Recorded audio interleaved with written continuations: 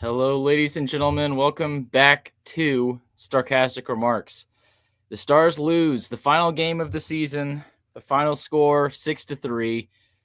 The third time in 3 years Stars lose in the Western Conference Final. Second time in a row they lose to the Oilers. Fourth time in the past 5 years the Stars have gotten to the conference finals or further and haven't won a cup. So that's pretty depressing. We're gonna start from the jump with the super chat from Ryan because he's awesome. Thank you, Ryan. He said $100. Hope this helps the Sting. I'm just disappointed at the series as a whole. This team should be good enough to go toe-to-toe with Edmonton. Big changes needed. Thanks for the season, boys. Made the ups and downs fun and bearable. Loved it regardless. Thanks, Ryan. I mean, you've been awesome too. We love those comments. Love talking to you in the after games and stuff. And I agree. They have a good enough roster to go toe-to-toe in this series. I'm Chris. I'm joined by my brother Ryan, who's on the road right now. Ryan, give me your initial thoughts on whatever that was that we saw at the end there. I just want to check. Can you actually hear me? Yeah, we can hear you. Okay. Sorry, I'm trying to keep it quiet because there's other people on the bus here. I'm driving back from a band trip. I am at a loss for words. We saw a team put together that we thought was good enough, and the Edmonton Oilers flat out embarrassed us. Honestly, Chris, what we saw tonight was a complete and total embarrassment of the Dallas Stars. I know some people were pointing to Game 7 or with the Blues after we forced a Game 7. We lost 6-1. Like. Yeah, this one hurts a lot more, at least for me. Yep. Just because it they kept giving us just a little bit of hope, and then it would be just completely gone. So I don't know the direction of this team. I probably have some hot takes that I will say for the rest of the episode that I may regret later, but that's where I'm at. I'm just completely 100% speechless. Yeah, there's no receipts whenever you're right off of an emotional loss, so that's okay. We got another super chat from Nate here. He gave us $5. Appreciate it, Nate. He said, no Benn and no Duchesne equals a shot at Bennett in the offseason is what he means. With the young fellas waiting in the wings, he provides everything Dallas is missing, playoff clutch and rat. Yeah, it's not a horrible idea. I'm sure we'll get into that a lot more, but yeah, Benn and Duchesne really missing in that offseason or that postseason rather. And yeah, I agree. But I want to get back to that the start that the Stars had. You're absolutely right. The word, and I think you're giving too much credit to the Oilers, honestly. I mean, they played it great, obviously. They didn't have to do anything. But right, they didn't really have to do anything. What did they score those goals on? It was slam dunk from Corey Perry on the power play. A breakaway somehow for Janmark, pretty much. It wasn't really a breakaway, but he was alone against the goalie. And then we throw into Smith, who's ice cold after not playing for forever. And, of course, he lets in a softie through the legs in the middle of a scrum. So it's like, it's just horrible play. You show up to a game like that. Here's the surroundings of this game. Everyone knows it is incredibly unlikely the Stars are going to win this series going into it. And the barn's packed anyway. And the fans were amazing all night long, despite how the Stars showed up in this game, which was incredible, and we'll talk about more later. And the Stars just show up with that. I mean, that is, there's no other word other than embarrassing. The Stars should be embarrassed of themselves for what they did in the start of that game. The coach, too. I mean, DeBoer panicked. Putting DeSmith in that moment is a panic move, and it cost them 1 goal immediately. I mean, there's no way around that. I'm just beyond frustrated because after the Stars went down 3-0, I was at a loss for words. I was just like, surely they can't play any worse than they already have this series, and they did. This was the worst game of the series. This is the elimination game. This is a complete and utter mental collapse from this team.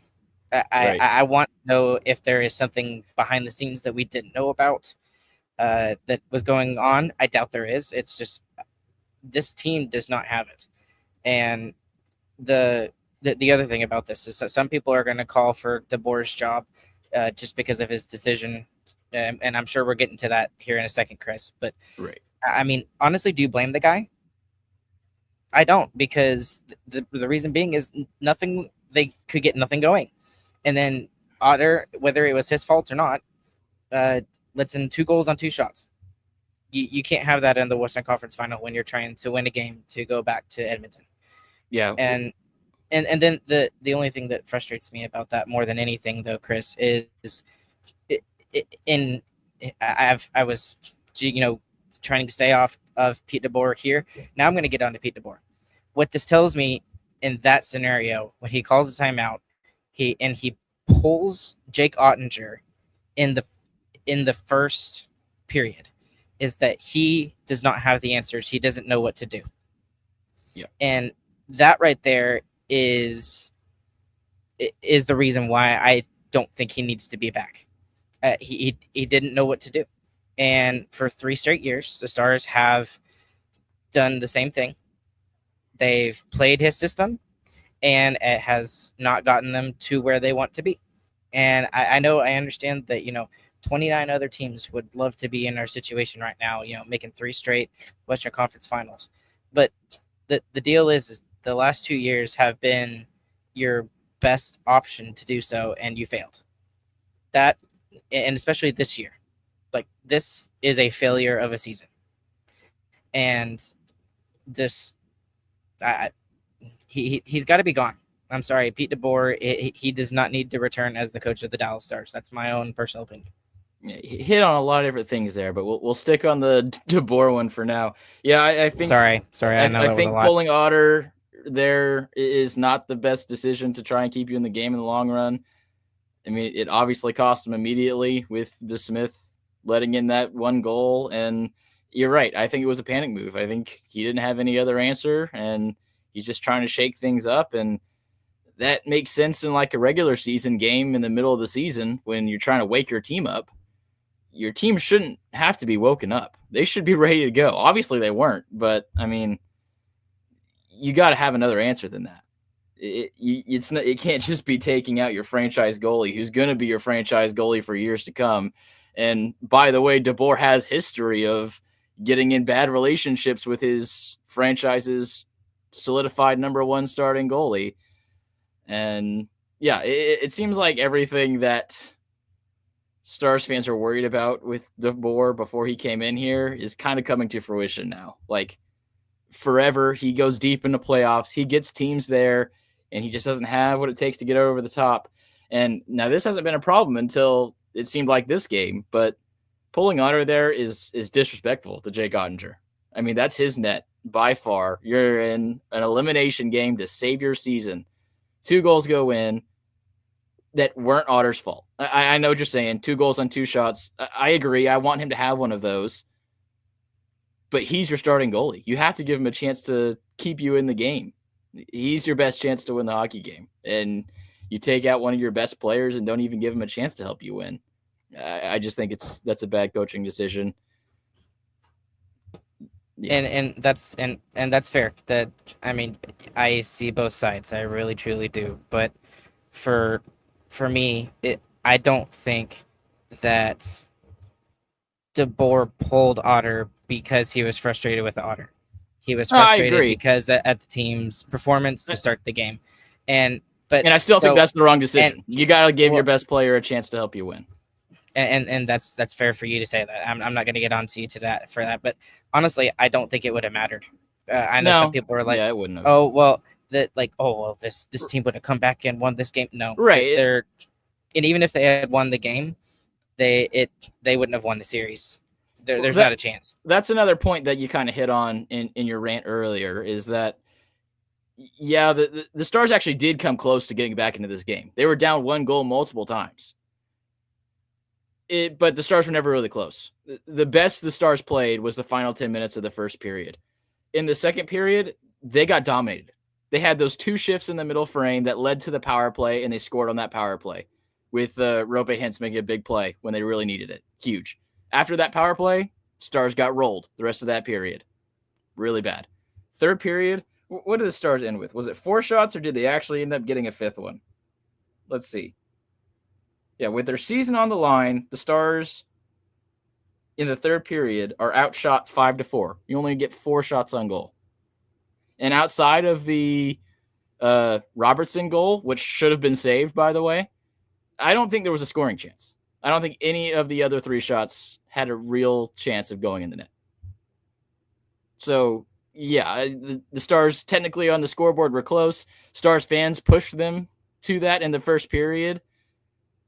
But this game wasn't close. The Stars never really showed up. Robo showed up at times. I think Roope showed up huge on that play, on the power play goal. But this team was never here in this game. So that's really disappointing. We got another super chat earlier from Ryan, gave another $5. He said, and plus he's now lost the complete respect of his number 1 goalie, talking about back when we were going on about Pete DeBoer. And yeah, I think so. Hold on there. I think about that. I do want to talk about that for a second, and not for long, because we can spend all off season talking about it. But I don't necessarily think that's the truth, to be honest with you. The respect that is shown between those 2 guys for as long as they've been coworkers, I don't think is true. I think Oettinger also understands the situation that DeBoer was in, and DeBoer made a very last second decision of, you know what, screw this, I'm going full nuclear. We're just going to try anything and everything to try and get this team going. And I do think there is a twinge of that there, that he did lose some respect. Did he lose complete and total 100% respect of Pete DeBoer? No. Yeah. But but again, and to criticize Pete DeBoer here, even just a little bit of losing respect from Otter to Pete DeBoer, I think deserves a firing of Pete DeBoer. You can't go into the locker room and into next year with that kind of baggage, because then if you're in the same thing, if you're in the same exact situation next year when you are playing against the Oilers again or whatever, then I don't know. So Pete DeBoer needs to be gone. That's the hill I'm going to die on. Yeah, we'll see. As we mentioned earlier in the season, and he has 1 year left on his contract, and Jim Nill has technically never fired a coach as long as he's been GM of the Stars. He's not renewed contracts, but he is technically not fired anyone outside of Monty, obviously. That wasn't for hockey reasons. So it's a little bit of a different kind of thing. One other thing I wanted to mention was just how awesome Stars fans are, like compared to so many other sports fans. You look at that first period, the team didn't show up. I mean, we have guys out there who paid hundreds of dollars to go watch a team that they know is most likely going to lose this series. Even if they win this game, you're most likely going to lose the series. And they still show up, and they are given that kind of an effort to start the game from the Stars. Just a disgusting pile of dung. And then 1 goal, and bang, Stars fans are right in the game. and push their team to the best 10 minutes of the entire game. And that's really what it was. I mean, the Stars had no energy coming into this game. They weren't ready to play. And Stars fans alone, with the help of a spark from Robo, was the only reason the Stars looked good for any segment of the hockey game. So that's just a huge shout out to Stars fans. But I really think that, I mean, we deserve better than this too. Like, it's great to cheer on the team. The response that our fans give to those players is way better than, say, the Leafs, who are literally throwing jerseys and beverages onto the ice. But we should expect more from this hockey team too. You shouldn't be able to come out and drop 3 instantly like that. It's just, that shouldn't be acceptable. Stars fans shouldn't just appreciate that they got this far. No, there's an expectation here. The expectation is to win. It's not to be happy with getting deep into the playoffs. And like it was 10 years ago, Stars fans, we were just happy to make the playoffs. That's the kind of stuff that needs to improve from us. Like, you're not going to get changes in the system if there's no pressure on the system. And then that's where Stars fans need to put pressure on the system. I mean, you have to say that we're not okay with consistent conference final losses, just like we said 10 years ago, we're not okay with just making the playoffs. So that's got to continue. I like that you made the comparison to the Maple Leafs too, because, you know, the Maple Leafs are, I don't want to go into it fully, but they tried to run back with the same thing 9 different times, and none of the times it worked. And the Stars have now done it 3 times in a row, trying the same thing. Same core, same team, same coach.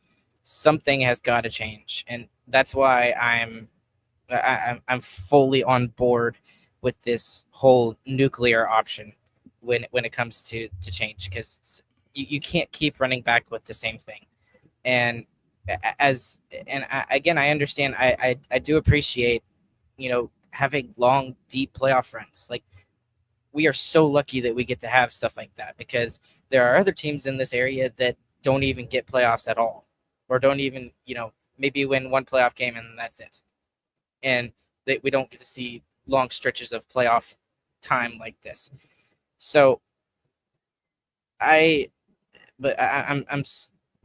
the expectations were set by the team, by the general manager, by the coach, by the fans, and those expectations were not met.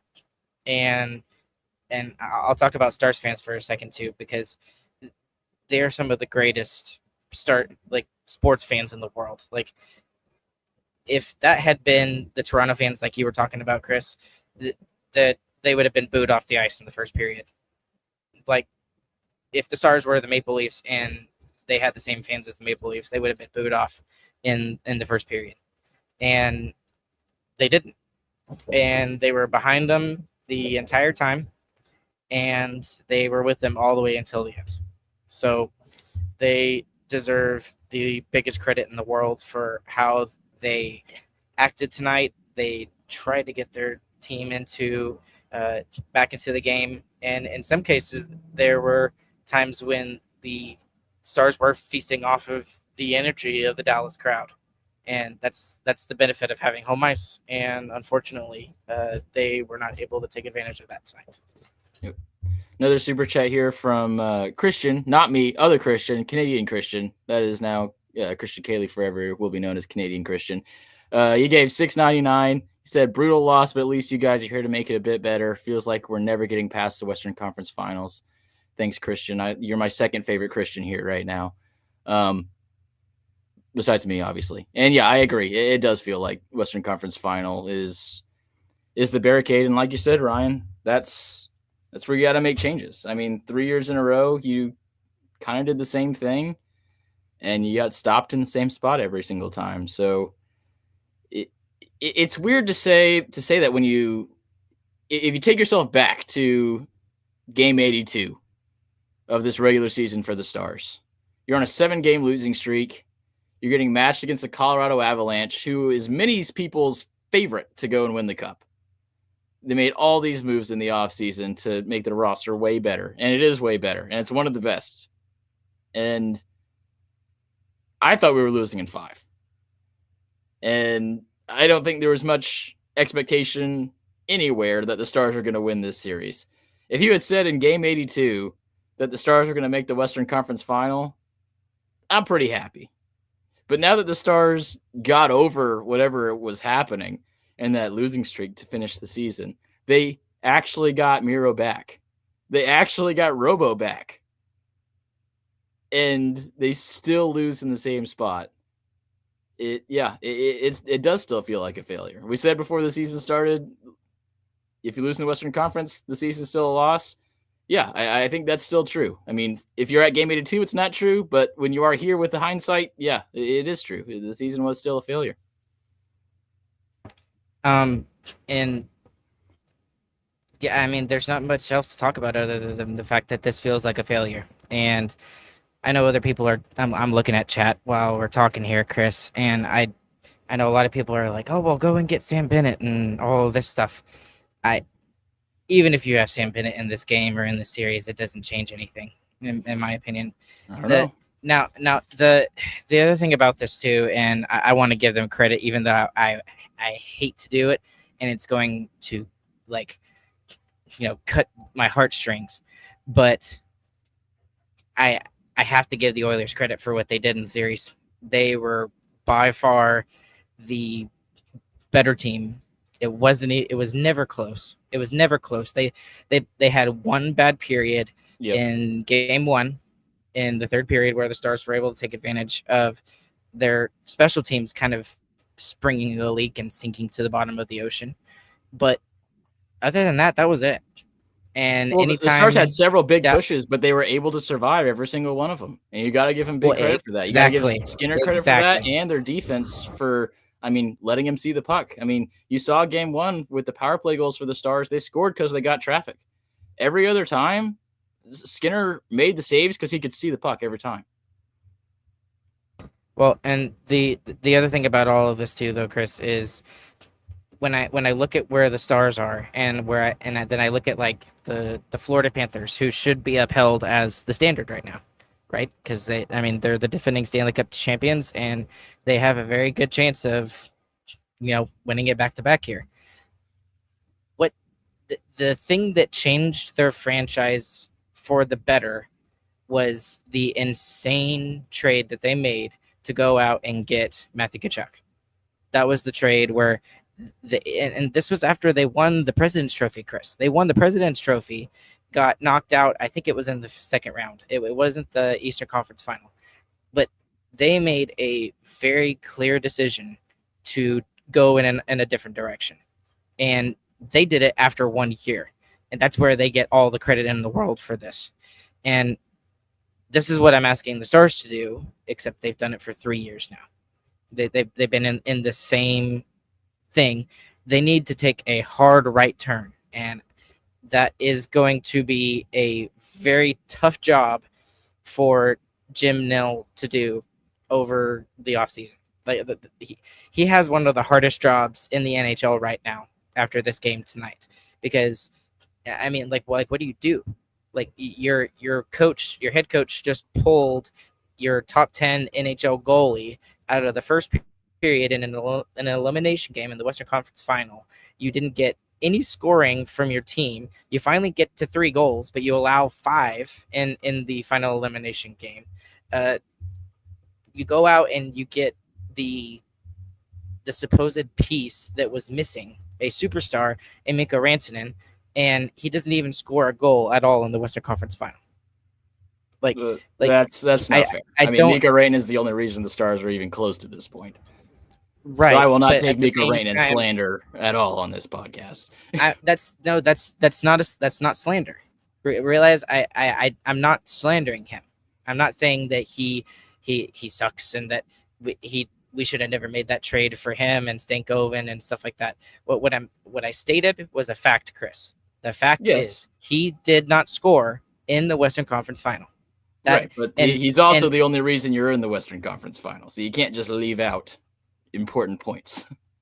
Yes, but at the same time, when we needed him to come out with a big goal or something like that. That didn't really happen all No, of that he much. did. He did. He clutched up in Game 7. He's the only reason the Stars are here. So Mikko Rantanen is absolutely the most clutch player on the Stars team. We'll have all off season to talk about that and stuff like that. But what else have you got, Chris? Well, we got some more off-season talk we can talk about. The one thing I wanted to mention before I got sidetracked by that comment was I think you're right. I think making a hard right and making some serious changes on this team is something that's needed. But Jim Nill's not the guy that's going to do that. Jim Nill is shown over and over again to be the conservative GM and to do the smart and the by-the-book thing. This year, he did the most radical thing he did since his first year. He traded a bunch of draft picks for Mikko Rantanen. And I don't see him having an offseason where he blows up the veteran leadership of this team. I don't see it happening. I don't think he's going to fire Pete DeBoer, even if I haven't made my mind up on this, if he should be or not. But even if I did think he should be fired, I don't think he's going to do it. So then are we talking about his job? Are we talking about the fact that he comes back? I don't believe that to be true. But if you're going to make that kind of an argument, right, and you want this team to go in a completely new direction, if you're Tom Gaglardi, then you have to be discussing Jim Nill's job as well. If you're going to go down that route, if you believe that he's going to be that conservative, to me, I don't think that's true, because we saw him do what he's done. He swung for the fences on several big trades in the past. He didn't do it for a long time, and then he made the enormous trade that he did this year with getting Mikko Rantanen. So I think he's got it in him. He just trusted the process because he saw how Detroit did things. And now if you're him, you're looking at this team and you're realizing this is not going to get it done. And you got to make a hard right turn. And I hope he realizes that. If he doesn't, and they have their end of year meetings with with him and Gaglardi and stuff like that, and he doesn't want to make huge changes to the team, then that's when if I'm Tom Gaglardi, I start looking and seeing if he needs to make changes to the GM job. But again, that's crazy to say that, because this team is the only reason why they're in the Western Conference Final 3 years in a row is mostly because of Jim Nill. Right, back-to-back GM of the year, right? Finalist this year. Yeah, you're right. And that's what's so weird about a team that's made the Western Conference Finals in 4 of the past 5 years, is that there's a lot of success. There's a ton of success to look at, but it's been just not enough. Real quick, Nate G with a $2 super chat. Thanks, Nate. Appreciate it. He said Mikko dragged us here. Took Pavelski 50 games. Thanks for the backup. And I wanted to mention on your point, Ryan, I think you're right. It's going to have to be, well, let me back it up real quick. Jim Nill learned everything he did about being a GM in Detroit pre-cap, before the cap happened. And he learned how to build from the ground up, and that's what he's done. He's built this Dallas team from the ground up, like it's a pre-cap era team. What he has to do now is do something that he didn't learn in Detroit. In the cap era, there's times you need to go, and you need to win now. And he did it this year. You're right. Absolutely. He traded 3 first-round picks this year to get some huge players that were hugely impactful in the playoffs. Is he going to fall back into what he knows in that safe GM mode, or is he going to double down and keep going all in? And I think you're right. He needs to keep going all in. That's what the cap era is about. You have to act when you have a chance. And this team has a chance for the next little while. Next year, we'll talk about in the offseason, it's going to be a little bit of a downturn with some of the percentages of the cap that these new big contracts are taking. But you have the core. The young core is here that can win a cup. And it's time to fill in the holes. And then I do want to bring up this point too, though, Chris and Renee. Benn needs to walk. Leadership on ice is what failed this team. And the thumbnail on tonight's video is, is this Benn's last game as a Dallas Star? And yep. there wasn't a whole lot of talk, before Game 4 about it. But I don't want to give Sean Shapiro some credit, but Sean Shapiro wrote an article about, basically saying that Jamie Benn's legacy is cemented, it's solidified, and this is time for him to go, in his own personal opinion. And as much as I'm getting teary-eyed thinking about it, but I kind of agree with him. And Jamie Benn, again, you've got to make huge changes to this team, and the leadership did not get it taken care of. And I hate to bring up his name again because it's been a full year since we've seen him, but this team completely missed Joe Pavelski in this postseason run. It had Joe Pavelski the past 2 years, and they didn't get it done then either. So, but yeah, the point is still valid. Like, think about the Western Conference Finals that the Stars lost in the last 3 seasons, and what did Jamie Benn do in those series?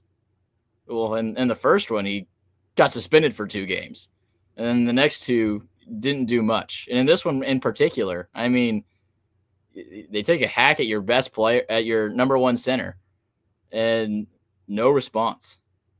And that's the one thing that Ben should still be able to do.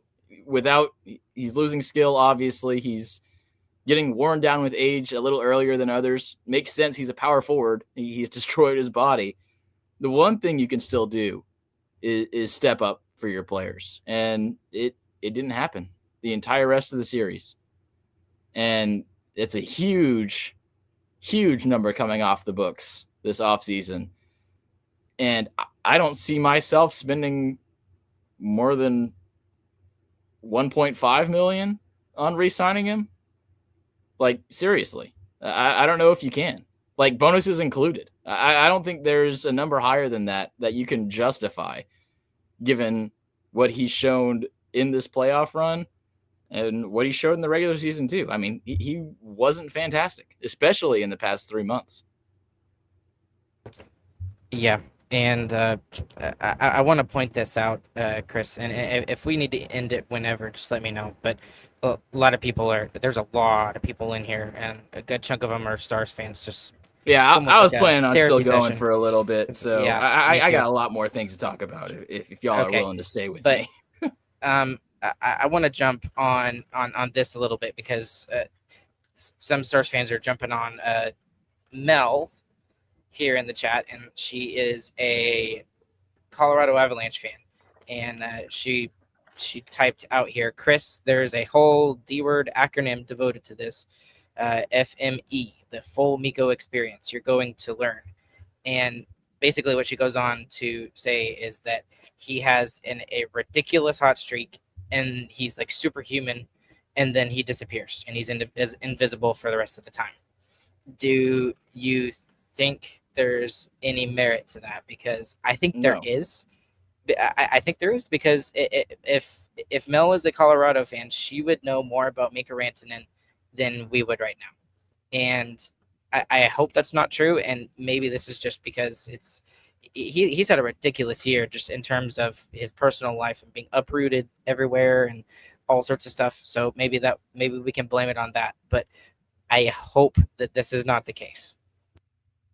It's not. Mikko Rantanen still looked fantastic in this game. He gets the assist tonight on the Robo goal. Looked good all around. He had people swarming him. Go watch how Edmonton killed penalties in this game. They had 2 guys pretty much staying on Mikko's side the entire time. Like, he didn't have a guy more than 5 feet away from him for the majority of the time on the power play.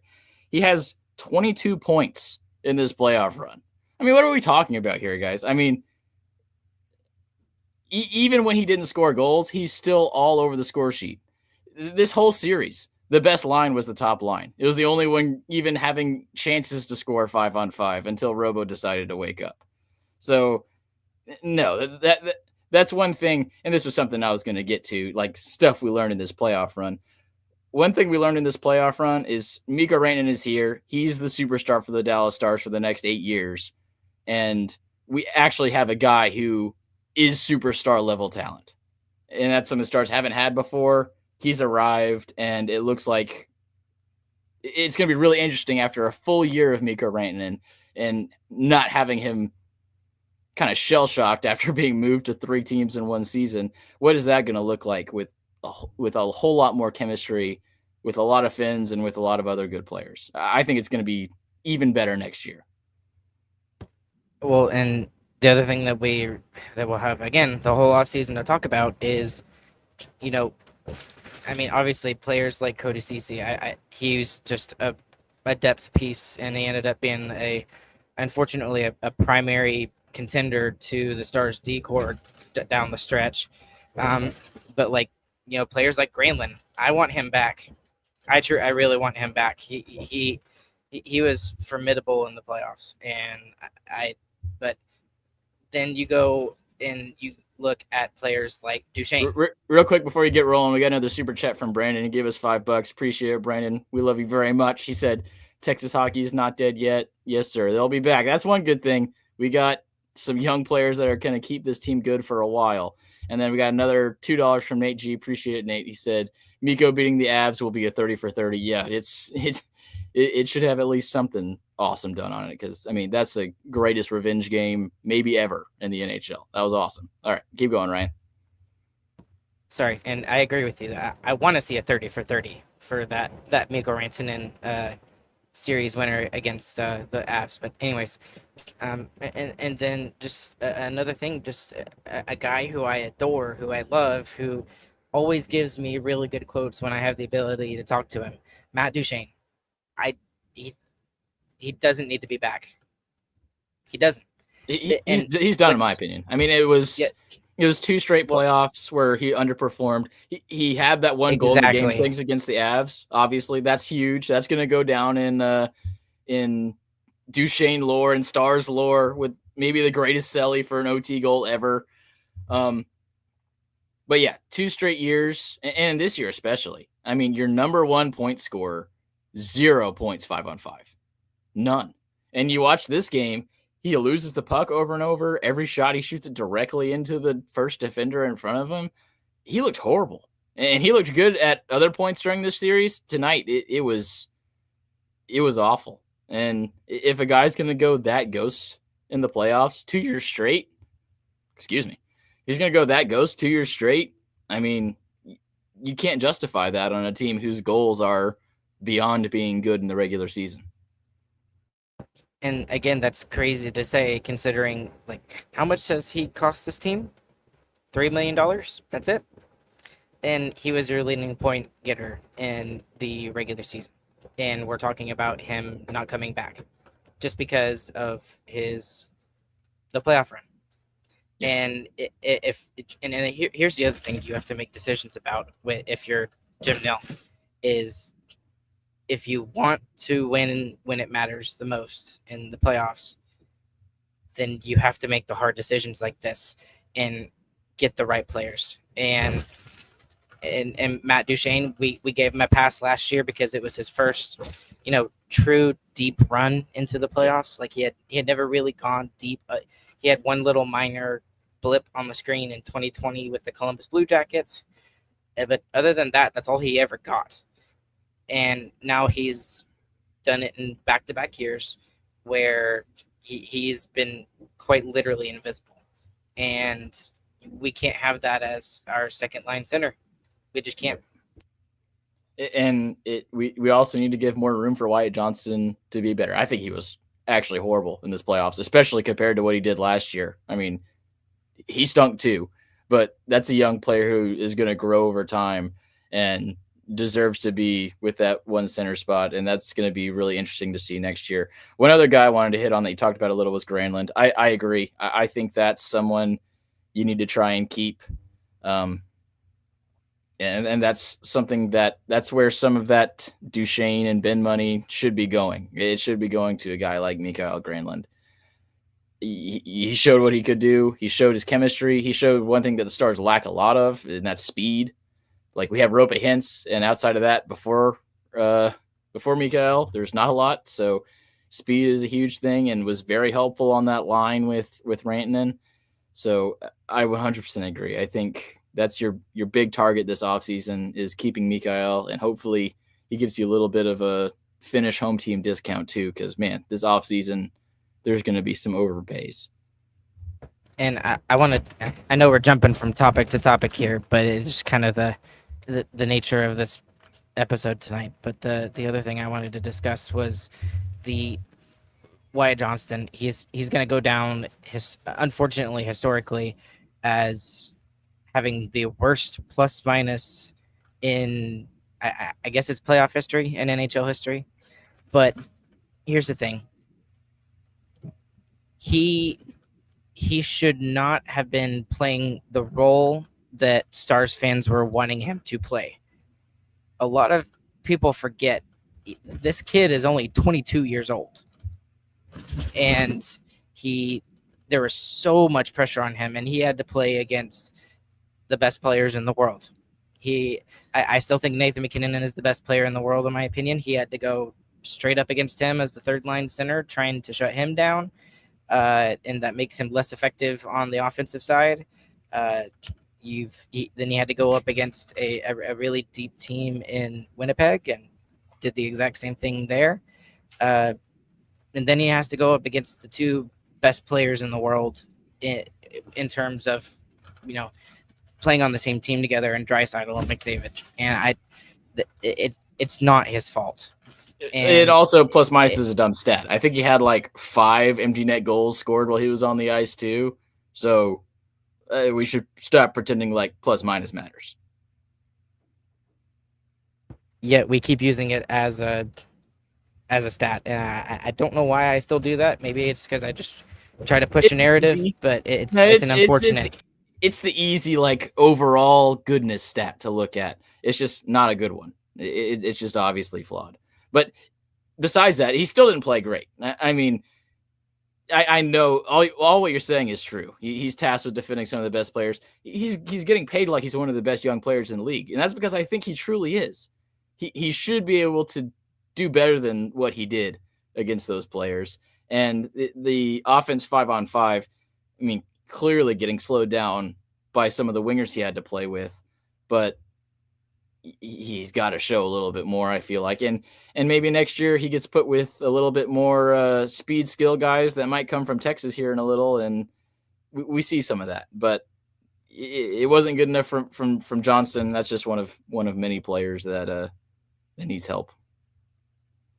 And he just, and that's a really good point that I forgot who brought it up there, but look at who he was playing with. It was also the other thing. Is he is not Connor McDavid or Leon Draisaitl, right? Like, right. The way the Stars are built is they have a lot of good players, and that those good players need to also play with other good players, and he's got to. It's not an indictment against him. It's just the fact that he is not in the elite level tier. And not yet, too, by the way. He's 22. He could get there. He could get there. You're right. But the deal is he's got to have good players to play with as well in order to get to that next level where we need him to be. Because like even Connor McDavid has Leon Draisaitl to play with when things are going wrong. When Nathan MacKinnon won the Cup in 2022, he had Mikko Rantanen on his side. When you look at all of these other teams that are winning cups right now, when you look at Florida, you've got Barkov, who I believe is a superstar. He's the best 200-foot player in the world, and he's got Matthew Tkachuk to play with when things get bad. Or he's got Carter Verhaeghe, who's also a ridiculous goal scorer down there as in Florida. So he's got to play. You got to surround him with better players, and that's where the question comes into, okay, well, then you need to bolster your center depth, which is crazy to say because we talked about this team for so long and how that seemed to be a strength of this team. But if you want him to play with better players, then that means you got to elevate him in the lineup. And you've got to get him on that second line, or maybe even push Roope Hintz down to the second line and have have Wyatt Johnston play with Rantanen and Robo, I guess, or whoever. So you've got to surround your good players with better players, and I mean, look at tonight for example. Like Wyatt Johnston, he played with Jason Robertson, who is your top goal scorer, and then he also played with Maverick Bork, which that's a rough situation for Bork to come into. But Bork is projected to be a very good top 6 player. That's his projection still up to this point. So, and that line looked great tonight. They did. There were points when they were probably the best line on the ice, and that's going to be a huge focal point moving forward. Is Wyatt Johnston. What do you do with him? Do you keep him on the third line? Do you elevate him in the lineup? Do you find somebody else to play with him on the third line, or whatever? Right. He is going to be a focal point for this team moving forward. Right. And speaking of Maverick Bork a little bit there, he's a restricted free agent this offseason, remember? And if there's someone who's going to quite possibly get a couple offer sheets with the new extended cap this year, I feel like Bork might be one. And the Stars do not have the money to keep him. I'll tell you right now. If he gets one decent offer sheet, if he gets an offer sheet of more than $2 million, I don't think the Stars are able to keep him. I disagree, to be honest with you. But the other thing you also have to understand is that Maverick Bork would have to be willing or open to the idea of possibly leaving. He was kept off the ice for almost the entirety of the playoffs. I mean, that's a good way to piss off one of your young guys for sure. Another thing I wanted to get back with is that Robo and Roope earlier in their careers were kind of got onto for being poor playoff performers. This playoffs, I thought both were really good. Obviously, Robo, the first years he played in, the Jet series, he wasn't very good, and he obviously wasn't 100%. Probably still isn't 100% right now. But when he found it, he was the only dangerous player for the Stars the past 2 games. The only guy who could really had a chance of putting the puck in the net, it felt like. So it's good to see those guys learn to produce in the playoffs at least. What are your thoughts on that? Because that's really the young core. When you think about how people talk about how the Stars are going to be so good for many years to come, it kind of rests on those two, Heiskanen and Otter. And the front 2 forwards seem to keep on getting better every year they're in the playoffs. Just the problem with both of those guys now, though, specifically Roope and Robo, is that they have, especially Roope, they are very injury prone. Yep, they are. Well, Robo's not, but Roope definitely is. Robo's not, but Robo's been hurt a lot the last 2 years, and maybe just the last year, to be honest with you. It was just this year. It was maybe just this year, but and Hintz is a great player, and he's a fantastic player, but like, man, just we've got to have the ability to keep guys healthy, and for the most part, for the last 2 years, we've done really good in keeping guys healthy, or they played well without him. So I don't know. I think it was kind of a hit or miss again with both of these guys, just because the storyline coming out of this again is going to be that the Stars were not able to score goals, which is wild. I mean, you look at what you look on paper, you look at the roster, and the obvious problem is the right side defense is terrible for the Stars. It's really bad. I mean, we have an AHL guy crack the lineup. He'd probably crack the roster for next season with how well he played. But even in a game like this, well, especially in a game like this, I mean, Cody Ceci, back-to-back horrible games. And that's never fixed. You have 2 other right side defensemen that are healthy scratched. One of them the entire playoffs in Lyubushkin and Dumba. I don't get scratching Lyubushkin, honestly. I think he should have been in this game. I think the PK... I think he's fighting something. He might be, and that would be interesting to see. But the PK being horrible the past 2 games and Lyubushkin not being on the ice, I think is kind of a direct correlation, especially when you look at how CC played on the PK. But yeah, those offseason moves from last year were obviously not it. And now you've got no money, no real prospects coming up. I mean, you're going to have Petrovic in your decor next year is what it looks like. So He deserves it so much. He really does. yeah, I mean, But he earned it, but it's not ideal. And yet still our problem was the goal scoring. Sorry, I mean, needed to bring it back full circle. Horrible right side defense, obviously, and the fact is we scored what 3 5-on-5 goals in the last 4 games of the season. That's insane. You're not going to win in the playoffs doing that. No, you're not going to win anything doing that. So that's again, it's the same storyline as the last 2 years. In the Stanley Cup or the Western Conference Final, the Stars have not been able to score goals. I got to cut you off real quick because I get this question all the time. Darren Smith says, "What's the story on Kyrou?" Man, I'm sick of people asking Kyrou. Ready. He's horrible. He didn't play the entire second half of the season for the Texas Stars, so I think he's not going to be on the team next year.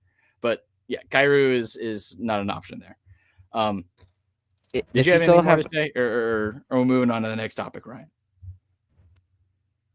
Does he still have years on his contract at the NHL level? I think he does have one more year, but I have a hard time believing that he's still in this organization when he goes an entire half of the season without playing.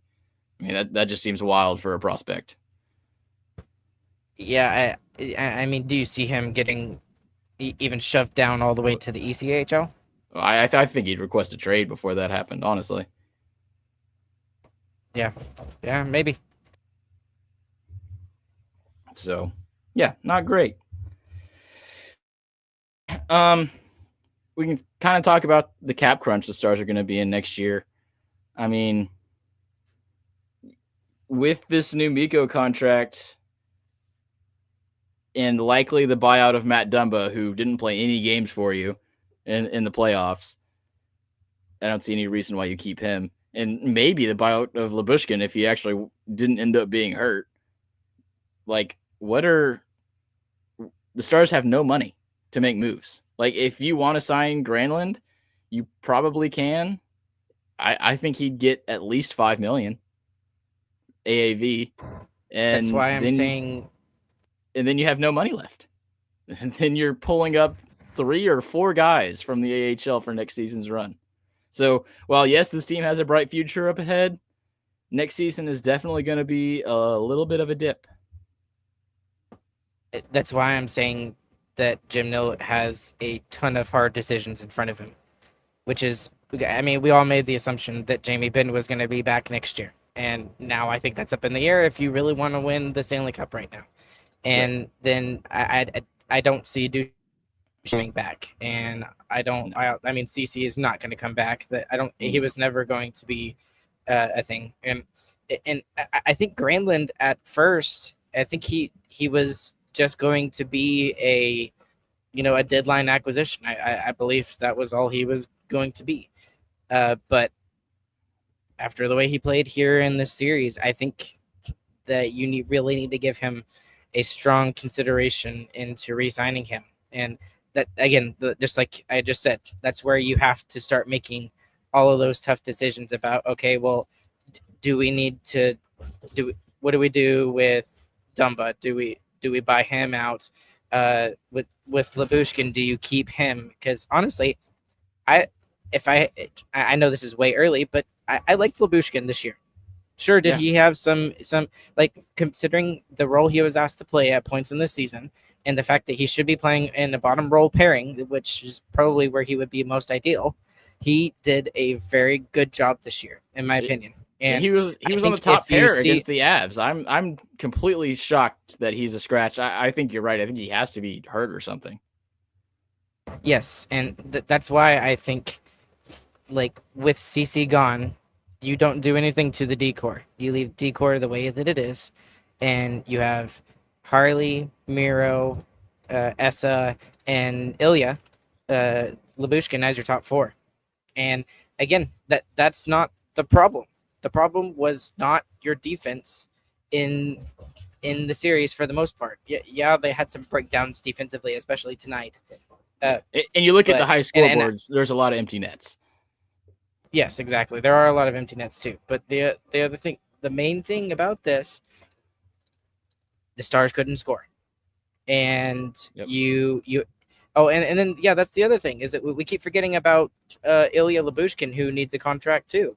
And Nils he could Lundqvist, come back, and he was thank you, Nils Lundqvist needs to come back, and he was very good for the team until he got hurt, and so I don't know. So there's a lot of questions, and I do not envy the job that Jim Nill has to do this offseason. And let's finish it with the wildest question that I don't think any of us really want to happen, but is Jamie Benn going to be wearing green next October? We'll go with give two answers. If you were GM, what would it be, and what do you think is actually going to happen? Oh, that is a really tough choice. I'll go first. If I was GM, I would like to think that I would be objective about it, and I could remove all emotion. Jamie Benn is not the same hockey player. If he wants to play for the Dallas Stars and take $1 million for 1 year and keep it going, yeah, for sure. You can do that. If he thinks that he's still worth $3 to $5 million, you can't sign him at that. Yes, he's probably the second greatest Dallas Star of all time, maybe. I mean, behind Modano, he's the guy that's been so constant for this franchise. That's where the torch was passed. I mean, you had 1 year overlap between him and Mo. He's the franchise face and has been for forever. You can't pay him $3 to $5 million to stay on the team. You really can't, even with bonuses. You can't hamper yourself the next season with that. So I don't re-sign Jamie Benn if he wants more than $1 million AAV. I will give him up to 1.5. Mostly if I was the GM. Because if you can give him 1.5, you can bury that amount in the minors. So if he can't even be a fourth line guy for you, then you can bury him in the minors and send him down. And if someone picks him up, then someone picks him up on waivers. And real quick, Ryan, here's a good counterpoint to what we're saying. Is from Hertz 2P here. He said, but $1 million for someone who gave us his everything, that's disrespect. And that's a very good point. I mean, this is a guy who gave his entire career for this hockey team. He's been a leader for this hockey team for long periods of time. My counterpoint to that would be that's the cap era now. That's what the cap does. It makes it cutthroat. Yes. You can't give contracts like that, even if they're deserved. Like, yeah, Jamie Benn deserves to stay in Dallas the rest of his career and make whatever he wants. Sure. I agree with that. He's done everything he can for this franchise, 100%. He wants to win more than anything. It doesn't matter. You're making your team worse if you do that. So I think that's a good point. I think it is kind of disrespectful, and I agree with that. But if you want to win in the cap era, that you have to do stuff like that sometimes. I mean, Vegas Golden Knights, perfect example of that. And that's why I said Jim Nill has a very tough decision to make. Yep. He's like I do not, and I'm very glad that I am not in his situation. And I'm sure that's not what he's thinking about right now. But so now, what do you think will happen? Hold on.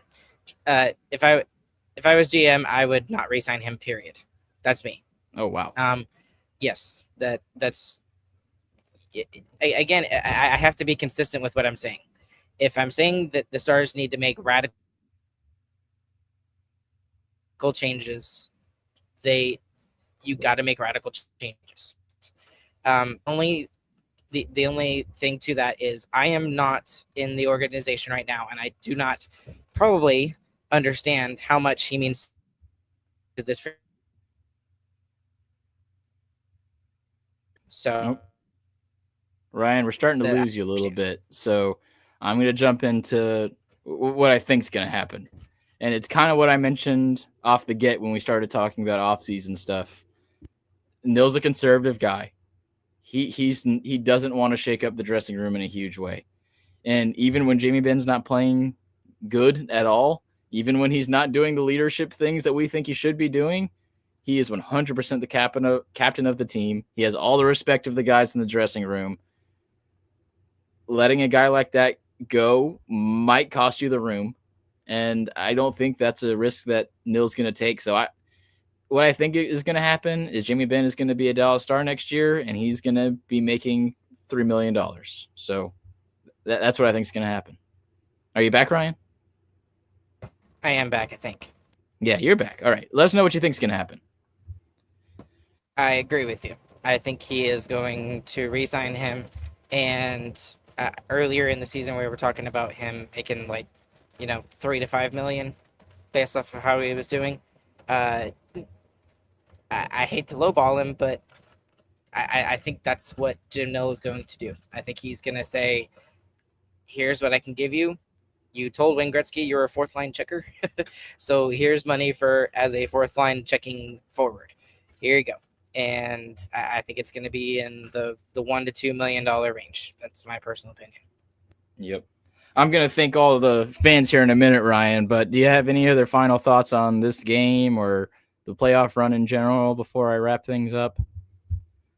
I know you're going to wrap things up too, but what I do want to say to all of our followers are out there and all of our listeners is you guys are absolutely incredible. That I never thought in a million years that this many people would care what a couple of Texas boys who love hockey more than anything that they care about what we think. Love it a lot. Not more than anything, but we love it a lot. We do care about it a lot, yes. But we've just seen exponential growth here on YouTube, on even on our downloads. And if I had to give you guys an idea, we have seen a 450% increase on our downloads and our views on YouTube, especially starting with this postseason. And especially for some of you guys who have been here from day one or who continue to come back. There's Eric, there's Brandon, there's Zach, and Ryan, as well, who has been there forever and always. And I know I hope I'm not disrespecting anybody who has also been here for a long time too. But there are so many people that make this podcast so much fun to do and make it easier to do, especially after a rough, tough series like this. So my biggest winner tonight goes out to the Starcast Remark listeners, because they are some of the best people in the world and some of the best Dallas Stars fans in the world. So thank you guys so much for being a listener of this podcast. Yeah, you guys are really awesome. It's cool to see y'all support us and the stuff that we do, and it's fun just to talk to y'all after games. I mean, y'all are basically listening to phone calls that we would have after hockey games with me, Ryan, and James, and whoever else in our family would talk about it. And we're just showing them to y'all now, and we just have more people to talk to now, so it's an even bigger phone call.